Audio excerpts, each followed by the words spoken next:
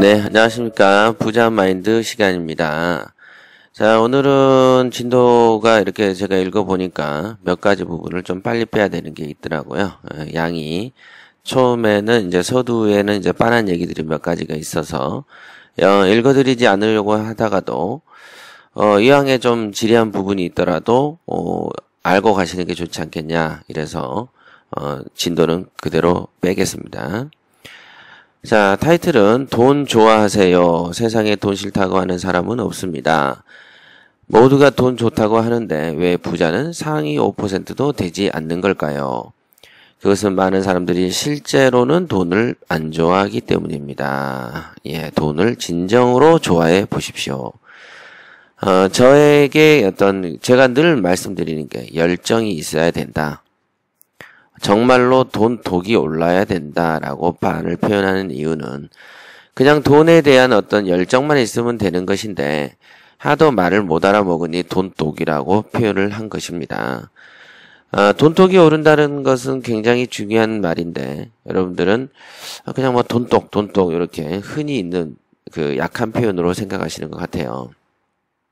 자, 협회에서 강의를 시작하면서 제일 먼저 묻는 말은 돈 좋아하십니까? 입니다. 그러면 10중 8구는 좋아합니다. 아니 싫어하는 사람도 있어요? 이렇게 물어봅니다. 그러면은 실제로 이 말이 맞는가 보면은 돈을 좋아하는 사람 같으면은 자, 연예인을 좋아하면 어떻게 됩니까? 연예인을 좋아하면 연예인을 보려고 집 앞에 가서 죽치고 서 있습니까? 안 서 있습니까? 죽치고 서 있죠. 그 다음에 연예인이 좋으면 연예인이 내놓은 음반에 듣고 또 듣고 합니까? 아니면 한 번 듣고 맙니까? 듣고 또 듣고 하죠. 예. 그런 걸 보고 우리가 좋아한다, 열정을 가진다라고 표현하는 것이지. 나 그냥 평상시 그 표현으로, 나 좋아해요. 라고 생각하는 그 표현으로는, 정말로 좋아하는 것인가 라고 헷갈리기도 하는 것이죠. 내가 돈을 좋아한다면 돈 옆에 가서 죽을 치십시오. 우리가 그 아이폰 사려고 많은 사람들이 어때요? 장사진을 쳐 있죠? 우리보다 훨씬 선진국인 나라에서도 국민들이 막 줄을 몇 킬로씩 이렇게 줄을 서서 아이폰을 삽니다. 그죠? 그러면 그 말은 뭡니까? 아이폰이 가지는 그 사람들에 대한 어떤 마음 속에는 아이폰에 대한 좋아함이 가득 차 있기 때문에 할 수 있는 일이죠. 이거 써도 그만 저거 써도 그만이라면 굳이 그렇게 줄을 설 이유는 없지 않습니까? 그런 거랑 똑같이 무엇인가를 좋아한다면 티가 나야 되는 것이죠. 여러분들이 돈을 좋아한다면 돈 옆에 가서 줄을 치세요. 텐트를 치고 왜 요즘에 그 등산용품 외에도 그 캠핑용품 있지 않습니까? 캠핑? 그래서 차를 몰고 가서 텐트 치고 거기에서 모기 물려가면서 거기서 노는 거를 그렇게 즐기지 않습니까? 그러면 그렇게 하듯이 돈 옆에 가서 텐트를 치고 캠핑을 한번 해보십시오. 그 다음에 돈이 어디로 이동하면 그 아이돌 스타가 이동하면은 팬들이 쫓아다니듯이 여러분들도 돈이 여기 있다가 여기로 이동하면 또 여기로 갔다 우르르 쫓아다니고 여기 있다 이러면 우르르 쫓아다니고 요렇게라도 좀 해보세요. 그죠? 그러나 대부분은 말로는 좋아한다고 하면서 실제로는 돈하고 상관없는 분야에서 헤매기도 하고 그러는 거죠. 고수익이 나는 곳에서 머무르지 않고 엉뚱한 분야에서 사기를 당하면서 고수익이 날 거라고 착각하는 것인지도 점검해 보십시오. 이렇게 말씀을 드렸네요. 우선은 돈을 좋아하시면은 그 돈 옆에 가서 텐트를 치고 캠핑을 하라.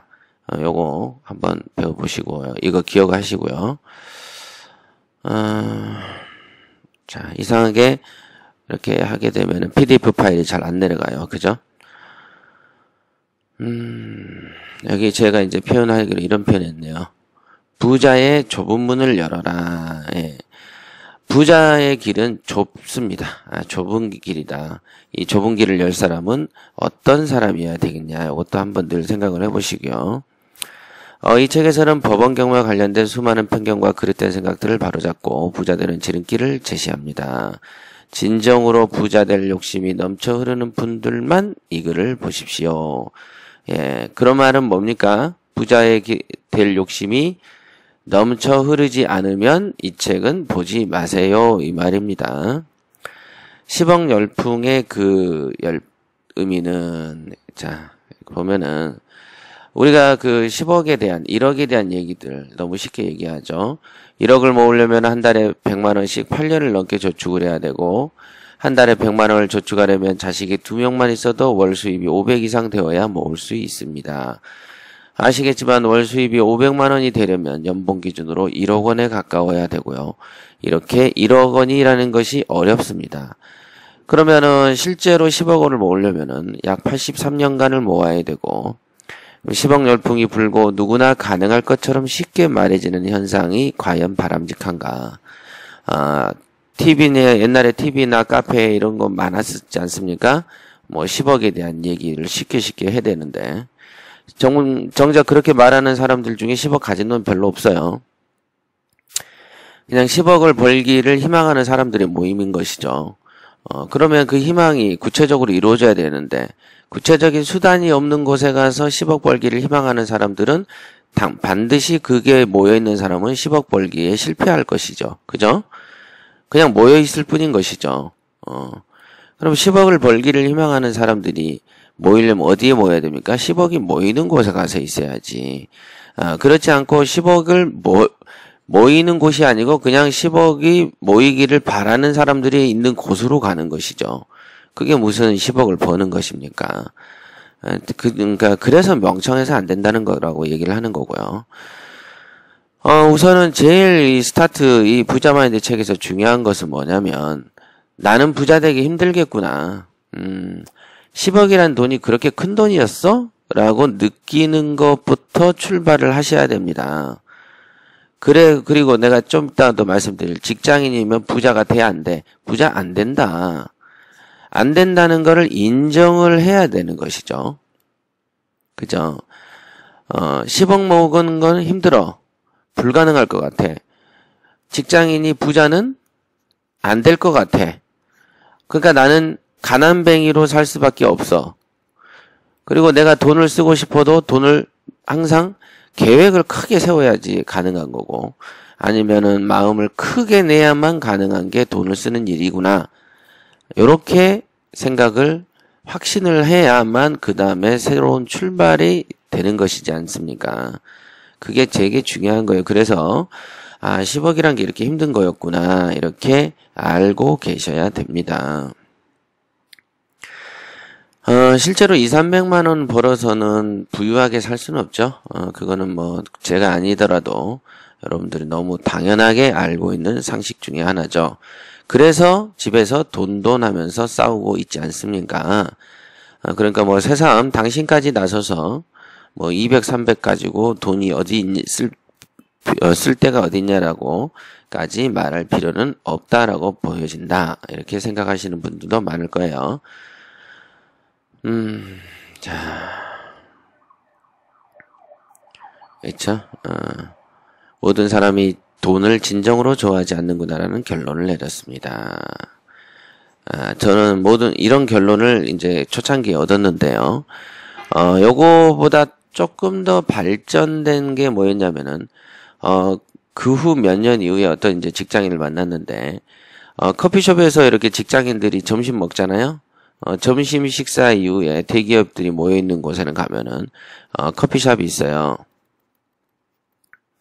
커피숍에는 남자보다 누가 주로 우글거리고 앉아 있습니까? 여자들이 많이 앉아 있습니다.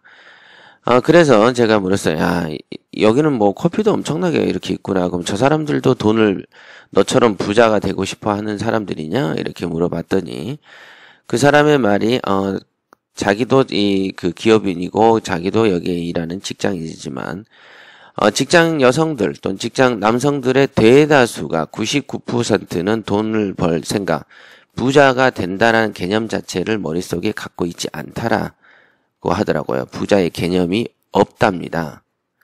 아예 부자라는 단어를 하루 종일 떠올리는 사람과 입에 담는 사람도 없고 부자로 살아야 되겠다고 욕심을 부리고 하는 놈도 없고 그냥 승진 시험에 점수를 얻기 위해서 아침에 영어배우로 다니거나 맨 그런 거 그죠? 자기가 있는 틀 안에서의 성공만 기대하는 사람만 있지 내가 이 틀을 깨고 부자로 살아야 된다는 부자의 개념 자체가 머릿속에 들어있지 않다라고 얘기를 하는 게 상당히 쇼킹했었다. 예, 상당히 쇼킹했었습니다. 그 당시에. 그냥 제가 알기로는 그냥 돈을 안 좋아한다라는 정도만 생각을 했지 돈에 대한 개념 자체가 없거나 부자에 대한 개념 자체가 없는지는 몰랐던 것이죠. 그러나 그 말을 듣고 나서 다른 사람들을 지켜보니 정말로 그들의 어떤 생활 속에서는 부자라는 단어는 머나먼 얘기와 같더라 이렇게 생각을 들더라고요. 그냥 국어사전 속에 있는 단어일 뿐인 것이죠. 얼마나 안타깝습니까? 또 한 가지 예에 대해서 설명을 하는 거죠. 어떤 사람은 부자가 되기 위한 방법으로 공무원을 선택한다. 공무원, 교사, 은행원이 우리 사회의 대표적인 안정적인 직업군이지만은 아이러니컬하게도 안정적인 직업군이지만 안정적으로 부자가 절대 안 됩니다. 그죠? 부자가 안 되는 직업군의 대표적인 예로 들어라 그러면 공무원, 선생, 은행원 이렇게 들고 있습니다. 그러니 나름대로는 안정적인 직장이다라고 생각을 하고 선택을 한 거지만 즉 나름대로는 돈을 벌겠다라고 하고 선택한 직업군이지만 실제로 우리 같은 눈에 보면은 이 사람은 돈을 안 벌려고 작정한 사람이구나라고 보이기도 한다라는 것이죠.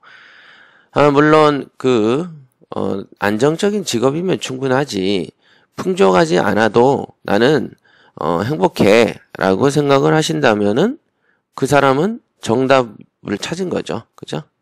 그 사람은 정답에 근접해서 사는 것이죠. 그러나 이제 대다수는 그렇지 않기 때문에 제가 그런 말을 드린 거예요.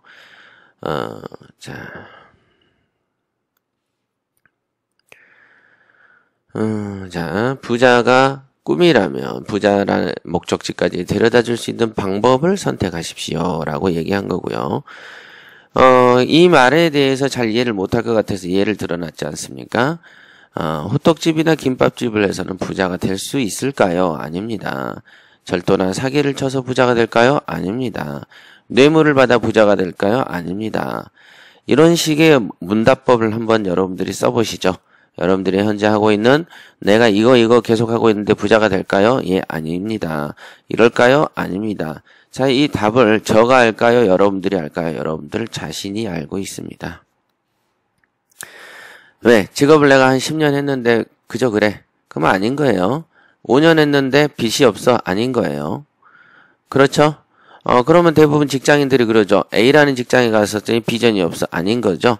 B라는 직장에 가서도 비전이 없어? 아닌 거다. C라는 직장에 가도 비전이 없어? 아니다라고 생각하면서 직업을 전전하죠. 전전. 직업을 전전하는 이들이 부자가 됐느냐? 안 된다. 맞죠? 결국은 부자가 안 되는 직업군 속에서 비전을 찾고 돌아다니는 거니까 결국은 빚이라는 건 이쪽에 있는데 이 안에서 돌아다녀 봐야 보물이라는 게 있을 턱이 없죠. 요것도 아니네, 요것도 아니네, 요것도 아니네, 요것도 아니네를 찾아 헤맨들 틀 밖에서 부자가 있는데 굳이 부자라는 거 여유로운 삶이라는 것을 상정을 해놓고서는 여유롭지 않는 틀 안에서 헤매는 사람이 부자가 될 턱은 없잖아요. 그러니까 그 그릇을 깨고 시야를 깨야 되는데 뭐 그런 사람들이 별로 없으니까. 네. 자, 왜 이렇게 PDF가 안 넘어갈까요?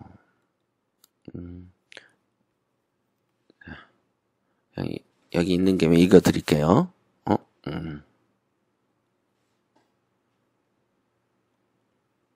네.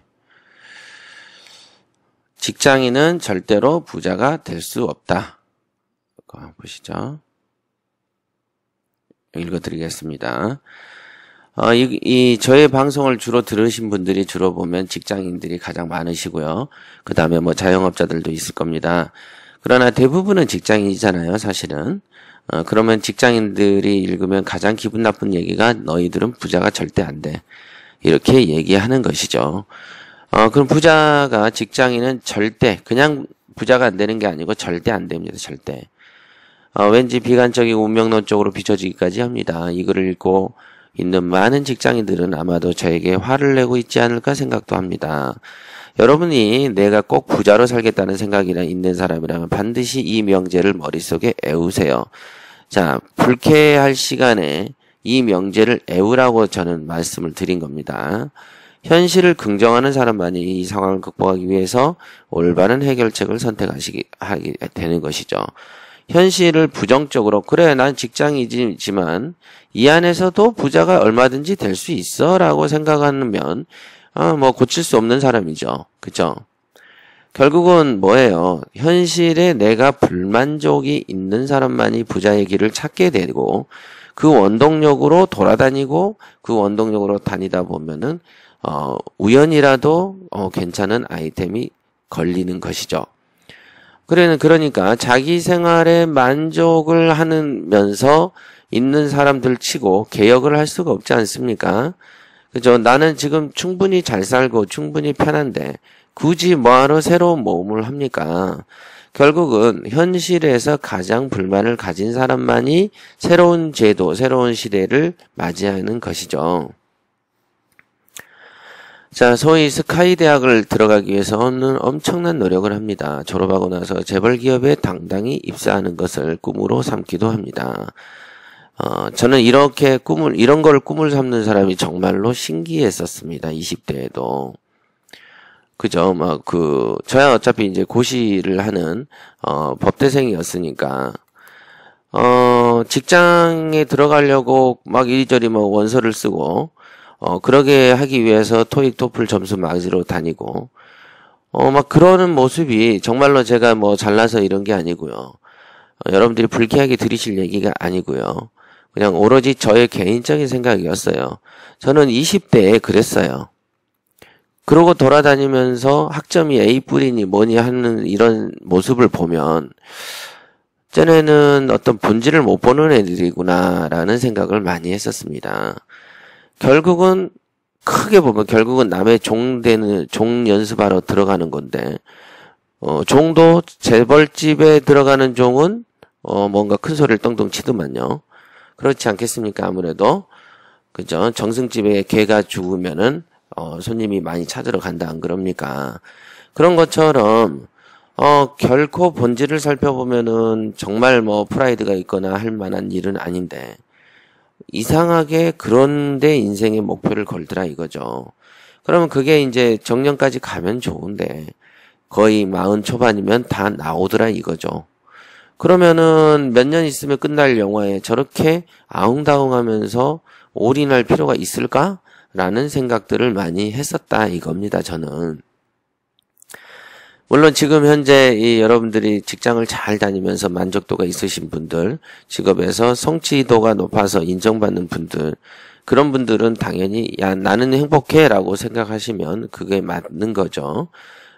행복의 기준은 자신이니까 어찌됐든 자신이 진솔하게 나 100% 만족해 라고 생각을 하면 그게 정답인 겁니다.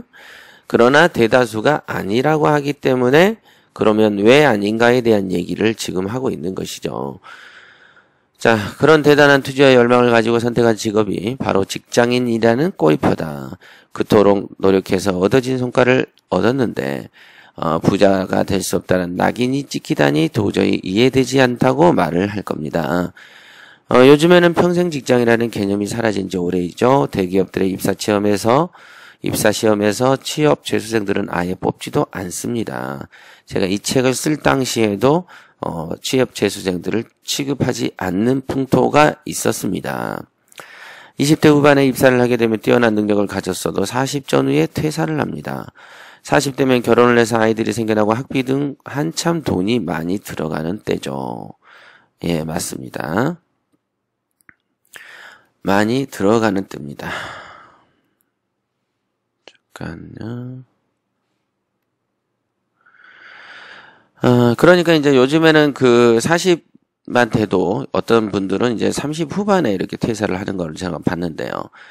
퇴사를 하게 되면 제일 먼저 선택하는 게 역시 이제 내가 이걸 자영업을 할까 말까를 고민하고, 또는 그렇지 않은 사람들은 결국은 그거보다 연봉이 이제 반 정도로 주는 중소기업 같은 데로 이제 입사를 시도를 합니다. 그러다 보면은 그곳에서 자기가 살았던 조직하고의 어떤 다른 이질감을 통해서 또는 수준 차이가 난다는 걸 알기 때문에 거기에서 또 적응을 못하고 또 나가서 돌아다닙니다. 왜 이런 현실을 부모가 자식에게 전해주지 않고 자식들한테 이렇게 한정된 지식만 줌으로써 잘못된 선택을 하게 하는지, 그것도 그래서 부가 세습된다고 하는 것이죠. 정권만 세습되는 게 아니죠. 부가 세습되죠. 가장 세습이 잘 되는 게 부입니다. 그래서 좋은 직업을 가져서 집안이 이루어진 집안은 다시 자식 때에 가서도 또 좋은 직업을 얻게 되죠. 어떤 사물의 본질을 보는 거죠. 이미 답습이 돼 있고 위에 선조 때, 조상 때에서부터 어느 게 좋다라는 것쯤은 알고 있기 때문인 것이고, 겨우겨우 먹고 사는 사람들이 부모들 같은 경우에는 그 자식들한테 자기 직업보다 좀 낫다라고 생각되는 것들, 또는 그 부모들 수준에서 자기 친구들끼리 모였을 때 언급되는 직업들에 대한 그 좋다고 생각되는 것들을 나이가 10대, 20대 됐을 때 강요함으로써 그 자식 때에 돈을 벌지 못하게 만들어버리는 것이죠. 그러니까 결국은 고만고만한 부모가 고만고만한 자식을 낳게 되는 것입니다. 그래서 여러분들 지금 이 방송을 들으시는 분들이 고만고만한 자식을 키우고 싶지 않으시면은 우선 여러분의 눈과 귀를 열으셔가지고 시선은 눈은 높은 곳을 보셔야 된다. 그죠? 눈이 발보다 높은 이유는 높게 보라라는 측면이죠. 높이 보라. 목표를 높이 보세요. 높이 봐야 성취가 되는 것입니다. 회사가 나를 평생 지켜주지 못한다는 생각에 회사에 대한 충성도 없어집니다. 회사 내에서 경쟁도 치열해서 상대를 제압해야만 나에게 이익이 오는 구조다 보니 인간관계도 허전해지죠. 다른 거를 차치하고서라도 연봉 1억 원을 버는 직장인이 있다고 합시다. 세금을 빼면 6,500, 500 정도 버는 것이죠. 한 600 가까이 버는 것으로 제가 설명을 들었습니다. 연봉 1억 원을 벌려면 최소 부장급 이상은 돼야 되고 나이는 40 중반이 넘어야 됩니다. 그렇죠? 보편적으로 40 중반 정도 돼야만 연봉 1억 원을 벌 수 있습니다. 그러면은 40 중반 정도 되면 내가 독신으로 산다 그러면 돈을 많이 모을 수 있지만은 통상은 그렇지 않죠. 통상은 가정이 있는 경우들이 더 많고 여기에서 상사다 보니까 직원하고 식사를 해도 내가 사야 됩니다. 그래서 이제 돈이 모이면은 돈이 모인 만큼 많이 쓰게 되어 있어요. 근데 돈이 많이 모이는데 안 쓰면 그걸 보고 짠돌이라고 하고 그 사람이 또 큰 부자가 안 되는 길로 들어서죠. 또 우리가 직위가 올라가거나 신분이 올라가면 차도 좀 고급차로 바꿔줘야 되죠. 그렇기 때문에 돈이 있으면 있는 만큼 소비도 같이 따라 오르기 때문에 큰돈 모으기가 힘든 것이고요. 돈은 있는데 소비를 요만큼만 해버리면 많이 요만큼이 모이지 않습니까? 요런 방법으로 부자 되는 사람도 있어요. 그죠? 다만 가슴과 포부가 좁아지고 부자는 되되 큰 부자가 안 되고 잔챙이가 되는 것이죠. 그냥 동네에서 옆집 김씨보다 많은 수준이 되는 것이죠. 그런데 우리가 원하는 건 큰 부자죠. 마음껏 넉넉히 쓰면서 살기를 원한다. 그걸 원하지 않습니까? 네. 어떤 사람이 이런 사람이 10억을 모으려면 연봉 1억을 유지한 채로 41년하고 6개월이 넘는 기간 동안 모아야 10억이 걸린다. 이걸 제가 그 당시에 계산을 했던 것 같아요. 월 200씩 모은다고 하면은 41년 모아야 되죠. 근데 월 200이 모으려면 연봉 1억에 근접해야만 되니까 결국은 40 초중반에 연봉 1억을 달성한 사람이 10억을 현금으로 모으려면 그 뒤로 40년, 즉 80세까지 연봉 1억 원을 유지한 채로 매달 200씩 적금을 들을 경우에만 만들어지는 돈인 것이죠. 그러나 불가능하죠. 우리나라 한국은 보면은 결혼할 때 막 30 이후에 결혼해도 자식들한테 집을 사줘야 되는 황당무계한 구조에 있지 않습니까? 어떻게 된 게 외국은 결혼한 연령도 빠른데 후진국일수록 결혼 연령이 늦습니다. 한국에 같은 경우에는 정말로 문제가 심각한 나라입니다. 이거는 문화도 많이 바뀌어야 되고 젊은 사람들의 인식이 바뀌어야 되는데 그게 이제 그 선진국, 중진국, 후진국을 나누는 것이죠. 통상은 물질만으로 또는 돈의 규모, GDP, GNP 수치만 가지고 선진국으로 나눈다고 생각하시는데 그렇지 않습니다. 선진국은 일종의 정신 수준, 문화 수준도 고려가 돼서 선진국으로 남들이 인정을 해줘야 선진국이 되는 것입니다. 그런데 신기한 거는 그 문화와 문명, 그 다음에 그 사람들 국민성, 국민들의 의식이 높아지면 선진국이 되더라고요. 결국은 부자 되는 길도 의식이 높고 고양돼야만 되는 것이죠. 그죠. 결국은 의식을 따라와, 재물이 커지면 커질수록 의식도 커져야만 그 재물도 같이 커지는 것이다. 요런 거. 일단은 한국이 갖는 수준은 국민 어떤 정서나 의식은 한 중간 정도고, 경제적 규모도 중간 정도이기 때문에 현재 중진국에 머무르고 있는 것이다. 라고 보시면 되겠습니다. 그러니 연봉 1억 원은 물론 커녕 5천만 원도 벌지 못하는 사람들에게 10억 원이란 수치는 영원히 불가능한 말노름에 불과하다. 그럼 이제 직장인들의 생활 패턴은 보시면 전철 속에서 사람에 치여서 괴롭고 아침 일찍 출근해서 저녁 늦게까지 일을 하고 쉴만하면 야근이다 회식이다 해서 쉴 여유도 없고 주말에라도 쉴라 치면 별도의 프로젝트를 수행하기 위해서 또다시 출근하는 사람이 얼마나 많습니까? 물론 요 마지막 소절에 있는 주말에라도 쉴라 치면 별도의 프로젝트를 수행하기 위해서 또다시 출근하는 사람들, 요 사람들은 직장인 중에서도 그나마 우수한 사람들인 것이죠. 제가 말하는 거는 대다수의 직장인들은 이런 게 어디 있습니까? 그냥 회사를 퇴근하면 바로 그냥 일은 그만둬 버리죠. 그죠? 그러면서 이렇게 하죠. 회사에서 하던 일을 왜 집으로 가져가느냐? 물음표를 삼습니다. 그렇죠. 돈은 회사에서 근무한 시간만 벌면 되지 왜 집에 있을 때까지 돈을 벌어야 되는가? 이렇게 생각하시죠? 그러나 만약에 여러분이 자신의 자영업을 한다고 생각해 보시죠. 자영업을 하면 24시간 365일 돈에 집착을 하고 몰입을 해야만 가능하게 돈이 벌립니다만은 역시 종이다 보니 야 나는 종이면은 근무할 때만 종이지 퇴근하고도 종이냐? 라고 생각하는 게 진정한 종인 것이죠. 하지만 종이긴 종인데 내가 퇴근하고 나서도 또는 주말이라도 이 종이 업무를 충실하게 수행을 해서 내가 그 조직에서 인정을 받아야 되겠다. 인정을 받으면 나름대로 성과급이 있고 높아지니까 거기서 생기는 돈이 부자가 되는 것이고 거기서 올라가다 보면 높은 사람들하고 만나다 보면 정보의 교류를 하게 되고 정보의 교류도 돈이니까 결국은 나는 돈을 많이 버는 수단으로 조직 내에서 인정받고 출세하는 것을 선택한 것이다.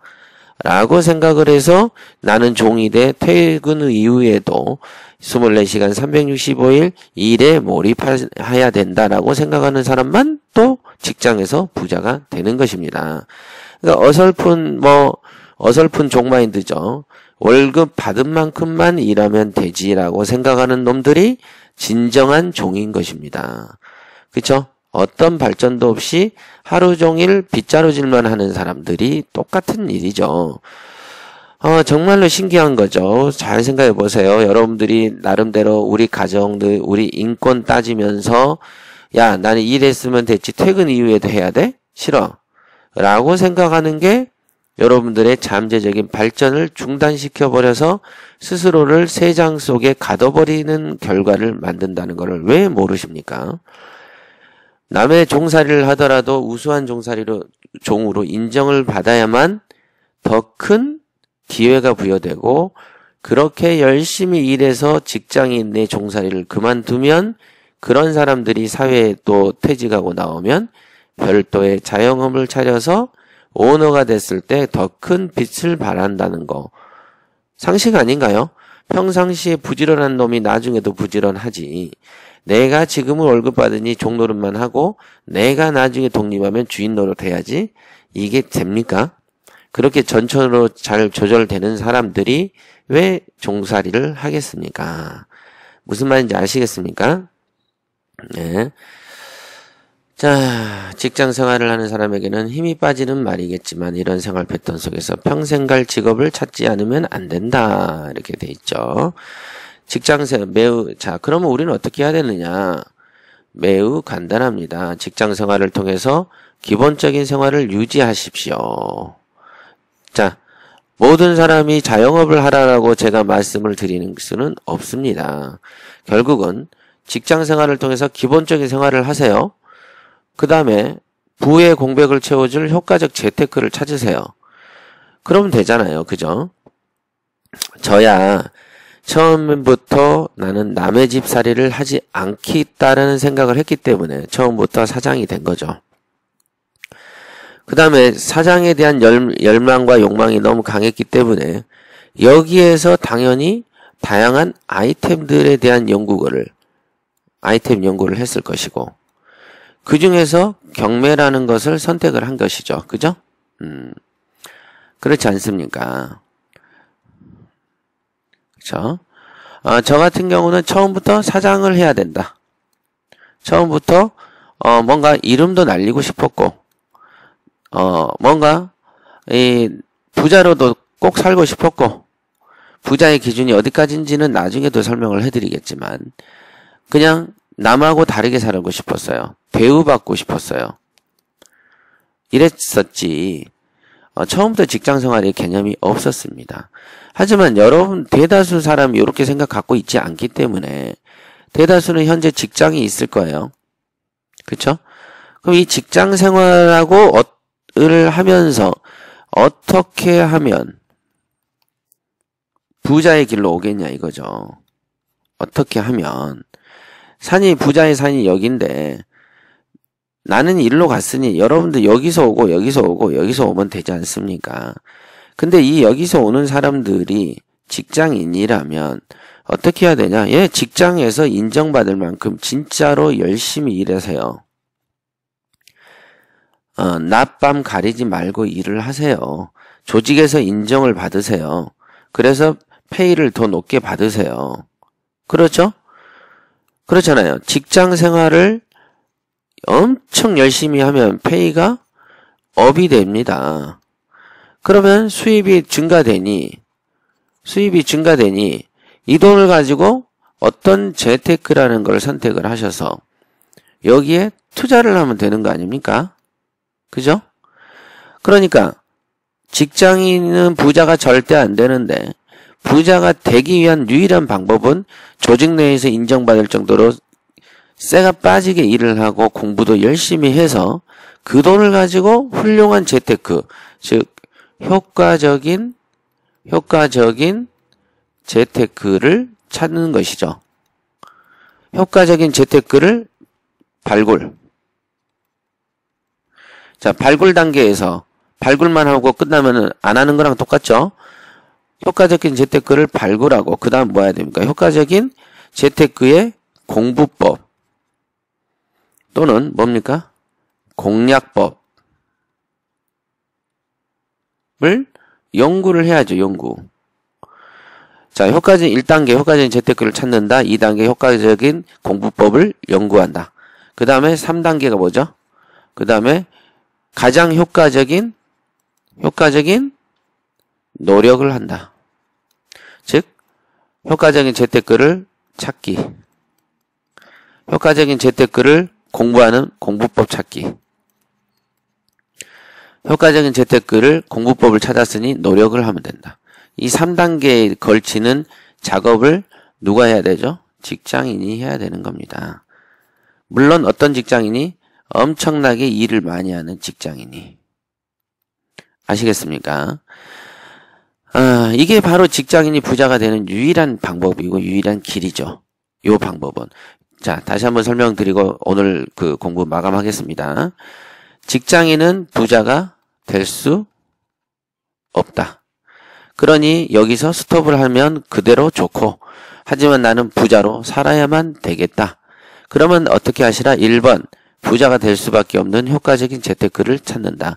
2번 이 재테크를 찾았으면 효과적으로 최대한 효과를 낼 수 있는 공부법을 찾는다. 3번 공법을 찾았으면 최대한 노력을 한다. 그죠? 자, 경매를 예로 들어볼까요? 효과적인 재테크 경매를 찾았다. 그럼 이 경매에 대한 가장 효과적인 공부법. 그게 뭐죠? 경매 실전을 배우는 거, 실무를 배우는 거. 그죠? 자, 배웠어요. 배우면 노력을 해야 되죠. 투자를 해야죠. 투자를 하는 과정에서 생기는 수많은 갈등과 힘든 상황들이 글로만 배웠던 실전법이 실제 투자를 할 때 자기의 삶으로 녹아들어야 된다, 이게. 그죠? 2단계만 마스터하면은 여러분들은 돈에 대한 고민은 안 하게 됩니다. 근데 이게 그렇게 간단하지 않습니까? 좀 해보십시오. 여러분들이 경매에 들어왔어도 효과적인 공부법을 선택하지 않았기 때문에 별 볼 일 없는 것이고요. 효과적인 실전하고 실무법을 배웠어요. 배웠는데 노력을 그쪽으로 안 하고 자기 삶에 녹아들지 않는 것이죠. 그래서 또 안 되는 거예요. 이게 다리가 너무 많은 거예요. 즉, 예를 들어 보시죠. 시세조사가 중요하다. 그죠? 시세조사 중요해요. 효과적인 공부법으로 시세조사법을 배웠어요. 시세조사가 중요하다. 라고 배웠고, 시세조사법으로는 강력계 형사처럼 의심하라라고 분명히 저는 가르쳤어요. 그런데 어떻게 됩니까? 좀 있다가 의심하라고 하고 했는데 그냥 부동산 업자의 말. 부동산 업자들은 대부분 가난뱅인데 가난뱅이 말을 믿습니다. 그 다음에 현재 망해서 가는 집 소유자를 믿고 그 주변에 되지도 않는 무경험자의 얘기들을 믿습니다. 저는 뭐라고 가르쳤죠? 강력계 형사처럼 의심하라라고 시켰는데 잘 믿어. 그러면서 이 수업을 할 때 부동산 업자라든지 이런 말은 절대로 믿지 말라라고 얘기를 했음에도 불구하고 실제 실전에 투자해서 투입해서 보내놓으면은 믿고 와요. 이해가 안 되는 것이죠. 믿지 마라 했는데 믿고 와. 그러니까 아까도 말했지만 효과적인 공부법까지는 찾아서 들었는데 거기에 걸맞는 노력을 하지 않음으로써 또 별 볼 일 없어지는 것이죠. 그러니까 경매라는 게 그렇게 힘든 것인가? 이게 가난이라는 굴레를 벗어나기가 그렇게 힘든 것인가? 팔자라는 보이지 않는 쇠사슬이 여러분의 몸을 그렇게 강하게 묶고 있는 것인가? 저는 그런 의구심을 많이 품습니다. 차라리 엉덩이를 한 100대 정도 빠따를 맞아가지고 여러분들의 정신이 고쳐진다면 저는 분명히 대한공경매사협회의 커리큘럼에 100대 빠따 맞는 과정을 신설할 겁니다. 안 고쳐집니다. 죽어도. 여러분 부모도 안 고치는 걸 제가 고치려고 쇠가 빠지게 노력할까요? 안 할까요? 안 합니다. 얘기하고 역시 너도 그렇구나 하고 말아버리는 것이죠. 자, 오늘은 여기까지 하겠습니다. 오늘 그 강의 이 말미에서 언급됐던 부분들 한번 다시 직장인이 부자가 될 수 없지만 부자가 되는 법에 대해서 3단계에 대해서 설명을 해드렸습니다. 꼭 명심하시기 바랍니다. 자, 오늘은 여기까지 하겠습니다.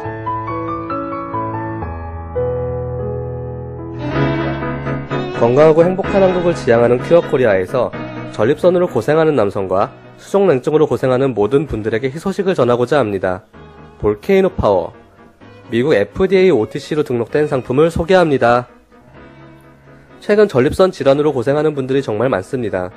배뇨불쾌감으로 새벽에도 몇 번씩 잠이 깨는 분들, 평상시에도 배뇨장애로 스트레스가 차고 넘치는 분들, 손발이 차서 여름에도 고생하는 분들, 볼케이노 파워는 이런 급성 전립선 질환이나 그에 따른 배뇨장애로 고생하는 분들의 많은 임상체험 사례를 보유하고 있습니다. 전립선 질환으로 인한 배뇨장애로 고생하던 한 남성분은 복용 후 증세가 즉각적으로 크게 개선되었다는 의견과 함께 남성의 자신감을 함께 되찾게 되었다고 말씀하셨고, 수족냉증으로 인해 몇십 년 동안이나 여름에도 양말을 신던 한 여성분은 복용 후 단기간에 신던 양말을 벗어던질 정도로 탁월한 효과를 보셨다며 감탄하셨습니다. 이런 만큼 볼케이노 파워는 오직 남성분들에게만 권해드리는 제품이 아닌 여성들에게도 매우 반가운 제품입니다. 정말 놀라운 것은 볼케이노 파워는 안전한 한방 생약 원료로만 만들어져 부작용이 전혀 없습니다. 그 까다로운 미국의 FDA OTC 심사를 거친 제품인 만큼 안전성에 있어서는 믿을 수 있다는 것을 아시겠죠? 현재 주식회사 큐어코리아는 미국 유럽에서 한국 돈으로 33만원에 판매하는 볼케이노 파워를 파격적인 가격으로 한국 볼케이노 체험단에게만 제공합니다. 볼케이노 체험단 참가를 지금 서두르세요.